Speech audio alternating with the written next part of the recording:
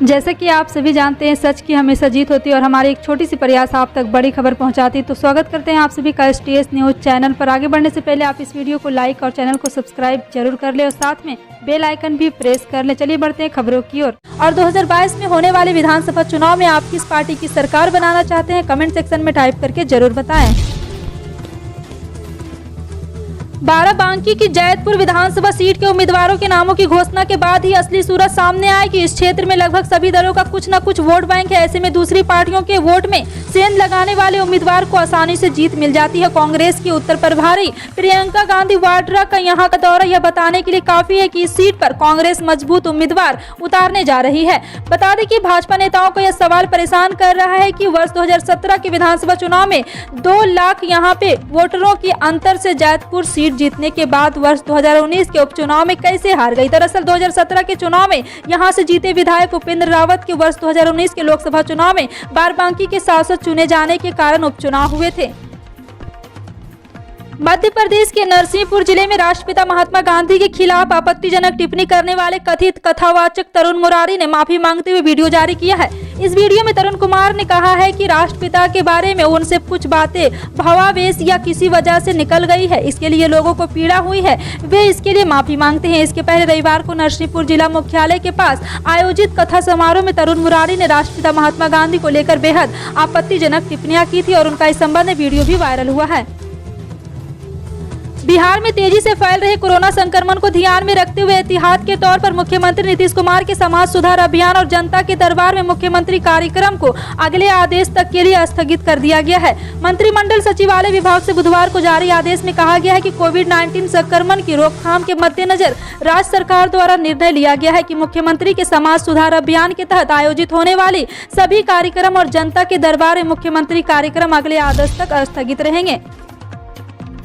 5 जनवरी को फिल्म से राजनीति के क्षेत्र में आए भाजपा विधायक हिरण चटर्जी ने बुधवार को केंद्रीय मंत्री शांतनु ठाकुर की तरह पार्टी के प्रदेश इकाई की सभी व्हाट्सएप ग्रुप छोड़ दिए हैं, लेकिन यह भी दावा किया है कि उनकी पार्टी छोड़ने की कोई योजना नहीं है। चटर्जी 1 साल पहले भाजपा में शामिल हुए थे और उन्होंने पिछले साल अप्रैल मई में खड़गपुर सदर विधानसभा चुनाव भी जीता था। पंजाब में प्रधानमंत्री नरेंद्र मोदी के काफिले में हुई सुरक्षा चूक को लेकर भाजपा नेतृत्व ने नाराजगी जताई है। केंद्रीय गृह मंत्रालय ने इस मामले में बयान भी जारी किया। अब खुद देश के गृह मंत्री अमित शाह ने इस घटना के लिए कांग्रेस पर हमला बोला है। शाह ने कहा कि पंजाब में आज के सुरक्षा उल्लंघन पर गृह मंत्रालय ने विस्तृत रिपोर्ट मांगी है। प्रधानमंत्री के दौरे में सुरक्षा प्रक्रिया में इस तरह की लापरवाही पूरी तरह से अस्वीकार है। इस मामले में जवाबदेही तय की जाएगी। शाह ने आगे पंजाब सरकार को घेरते हुए कहा है कि आज पंजाब में कांग्रेस का पैदल किया हुआ घटनाक्रम इस बात का नजारा था कि यह पार्टी किस तरह सोचती और काम करती है। बार बार लोगों द्वारा नकारे जाने की वजह से कांग्रेस अब होश खो बैठी है। कांग्रेस के शीर्ष पर बैठे लोगों ने जो किया है उसके लिए उन्हें देश के लोगों से माफी मांगनी चाहिए। कोरोना वायरस संक्रमण के बढ़ते मामलों को काबू करने के लिए तमिलनाडु के मुख्यमंत्री M.K. स्टालिन ने बुधवार को नई पाबंदियों का ऐलान किया है। इसके तहत अब 6 जनवरी से रात 10 बजे से सुबह 5 बजे तक का रात्रि कर्फ्यू लागू होगा। सरकार ने कहा है कि रविवार को पूर्ण लॉकडाउन लागू होगा, यानी इस दिन सब कुछ बंद रहेगा। इसके अलावा प्रतिबंधों के तहत अब बसों, लोकल ट्रेन और मेट्रो के सिर्फ 50% क्षमता के साथ संचालन की अनुमति होगी। हालांकि चिकित्सा और स्वास्थ्य से जुड़ी सेवाएं जारी रहेगी। इस घटना आपातकालीन सेवाओं को छोड़कर सभी बाजार और दफ्तर बंद रहेंगे। ओमिक्रॉन के खतरे को देखते हुए कांग्रेस ने आजमगढ़ में आयोजित होने वाली मैराथन रैली रद्द कर दी है। इसी प्रकार 9 जनवरी को वाराणसी में आयोजित होने वाली रैली भी रद्द कर दी गई है। पार्टी ने इसी रैली को प्रतिभागी बच्चों के स्वास्थ्य को ध्यान में रखते हुए लिया गया फैसला बताया है। अभी उत्तर प्रदेश चुनाव को लेकर तिथियां घोषित नहीं की गई है, लेकिन माना जा रहा है कि तिथियों की घोषणा के साथ ही चुनाव आयोग सभी दलों की बड़ी चुनावी रैलियों पर प्रतिबंध लगा सकती है। यदि ऐसा होता है तो उत्तर प्रदेश चुनाव की लड़ाई सोशल मीडिया पर लड़ी जाएगी। ऐसी स्थिति में उसी दल को बढ़त मिल सकती है जो सोशल मीडिया प्लेटफॉर्म का सबसे बेहतर उपयोग कर पाएगा। यह स्थिति कुछ राजनीतिक दलों के लिए फायदेमंद तो कुछ के लिए नुकसानदेह साबित हो सकती है। अजीत सिंह हत्याकांड मामले में आरोपी जौनपुर के पूर्व सांसद व बाहुबली नेता धनंजय सिंह का मैच खेलते हुए वीडियो वायरल होने पर समाजवादी पार्टी और सुहेलदेव भारतीय समाज पार्टी ने भाजपा सरकार पर निशाने पर साधा और फर्क साफ स्लोगन तंज कसा है। सपा ने ट्वीट करते हुए कहा कि मुख्यमंत्री से जुड़े माफिया खेल रहे क्रिकेट। 25,000 रुपये के इनामी माफिया धनंजय सिंह सत्ता के संरक्षण में पुलिस की नाक के नीचे ले रहे खुले आसमान के नीचे खेल का मजा। डबल इंजन सरकार के बुलडोजर को नहीं मालूम इनका पता, जनता सब देख रही है। 22 में भाजपा होगा साफ। पंजाब में प्रधानमंत्री नरेंद्र मोदी की सुरक्षा में चूक की वजह से फिरोजपुर की रैली रद्द हो गई है। पीएम मोदी भटिंडा से हुसैनीवाला होते हुए फिरोजपुर जा रहे थे, लेकिन रास्ते में प्रदर्शनकारियों ने रास्ता ब्लॉक कर दिया था। पीएम का काफिला फ्लाईओवर पर करीब 15 से 20 मिनट तक रुका रहा। बाद में पीएम वापस लौट गए। प्रधानमंत्री की सुरक्षा में चूक पर गृह मंत्रालय ने पंजाब सरकार से रिपोर्ट मांगी है। वहीं आपको बता दें कि सूत्रों के मुताबिक प्रधानमंत्री मोदी ने कहा है कि अपने सीएम को धन्यवाद कहना मैं जिंदा लौट आया। भटिंडा एयरपोर्ट के अधिकारियों ने न्यूज एजेंसी एएनआई को बताया कि एयरपोर्ट लौटने पर पीएम मोदी ने वहां के अधिकारियों से कहा अपने सीएम को धन्यवाद कहना मैं भटिंडा एयरपोर्ट तक जिंदा लौट आया।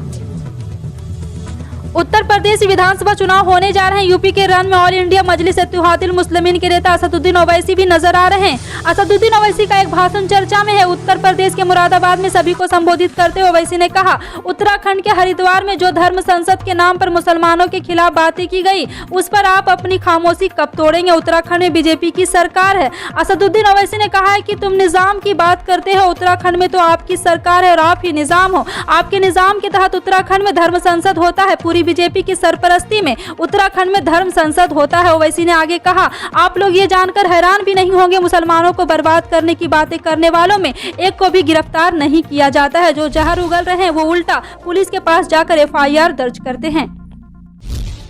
नई दिल्ली में 24 घंटे के भीतर कोरोना वायरस के 10,665 नए मामले सामने आए। राज्य में अब संक्रमण दर 11.88% पर पहुंच गई है। इस जानलेवा वायरस से 8 मौत भी हुई है। प्रदेश में अब कोविड के संक्रिय मरीजों की 23,307 हो गई है। बुधवार को जारी हुए हेल्थ बुलेटिन के मुताबिक दिल्ली में 10,665 नए मामले दर्ज हुए हैं। पिछले 24 घंटों में लगभग ये दुगने नए मामले हैं। मंगलवार को 5,481 नए मामले सामने आए थे। इससे पहले 12 मई 2021 को कोविड के एक दिन में सबसे ज्यादा केस सामने आए थे।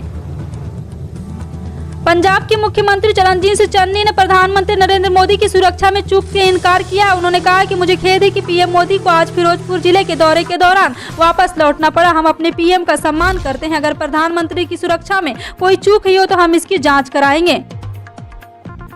उत्तराखंड विधानसभा चुनाव से पहले मुख्यमंत्री पुष्कर सिंह धामी ने सफाई कर्मी को बड़ी सौगात दी है। उत्तराखंड चुनाव से ठीक पहले सीएम धामी ने सफाई कर्मचारियों का मानदेय 500 रुपये प्रतिदिन किए जाने की घोषणा की है। धामी ने सफाई कर्मियों को व्यापक हित में उनके मानदेय को 350 रुपये प्रतिदिन स्थान पर 500 रुपये प्रतिदिन किए जाने का ऐलान किया है। उत्तर प्रदेश विधानसभा चुनाव 2022 में राजनीतिक मंच पर एक बार फिर अश्लील डांस का तड़का लगना शुरू हो गया है। बुधवार को मथुरा में कांग्रेस के कार्यक्रम के दौरान सपना चौधरी को फेम दिलाने वाले तेरी अखियां का यो काजल गाने पर अश्लील डांस प्रस्तुत किया गया। हालांकि जैसे ही मीडिया ने ठुमके लगाती लड़की को अपने कैमरे में कैद करने की कोशिश की तो कांग्रेस नेता मंच की तरफ दौड़ पड़े। इसके बाद कांग्रेस के नेताओं और कार्यकर्ताओं ने अश्लील डांस रुकवा दिया। यूपी विधानसभा चुनाव में अपना दमखम दिखाने के लिए मथुरा में बुधवार को कांग्रेस के नेताओं ने मथुरा वृंदावन विधानसभा के कार्यक्रमों के लिए प्रशिक्षण एवं प्रतिज्ञा सम्मेलन आयोजित किया था। इसमें कांग्रेस के राज्यसभा सांसद प्रमोद तिवारी भी भाग लेते मथुरा में पहुंचे थे। हालांकि उनके कार्यक्रम स्थल पर पहुंचने से पहले स्थानीय नेता लोगों और कार्यकर्ताओं को संबोधित कर रहे थे।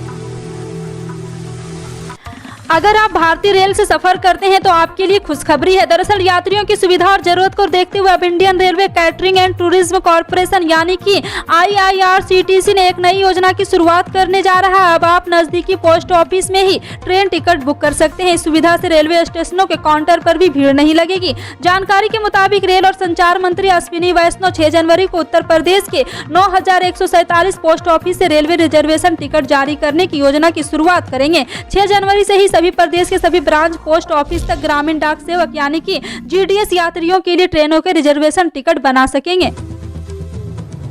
लड़की हूं लड़ सकती हूं नारे के साथ विधानसभा चुनाव में बढ़त बनाने की कोशिश में जुटी कांग्रेस को समाजवादी पार्टी ने पूर्व विधायक राबिया कलाम को बनारस में झटका दे दिया है। राबिया के साथ उनके बेटे जिशान कलाम ने भी लखनऊ में सपा ज्वाइन कर लिया है। महाराष्ट्र सपा के अध्यक्ष अबू हाशमी की मौजूदगी में सपा राष्ट्रीय अध्यक्ष अखिलेश यादव ने मंगलवार को दोनों को पार्टी की सदस्यता दी। साथ ही वाराणसी में पार्टी को मजबूत करने का निर्देश दिया। हालांकि राबिया मूलतः समाजवादी ही रही है। उनके पति स्वाहा अब्दुल कलाम समाजवादी पार्टी के कद्दावर नेता थे। वह सपा के टिकट पर शहर उत्तरी विधानसभा से पहली बार वर्ष 1996 में और दूसरी बार 2002 के विधानसभा चुनाव में विधायक चुने गए। गंभीर बीमारी से पीड़ित कलाम का वर्ष 2005 में निधन हो गया। इसके बाद यहां पे राबिया राजनीति में आई और शहर उत्तरी से 2005 के चुनाव में सपा के टिकट पर चुनाव लड़कर विधायक बनी थी। फिलहाल आपकी इन सभी खबरों पर क्या कहना है कमेंट सेक्शन में टाइप करके जरूर बताइएगा। पल पल की अपडेट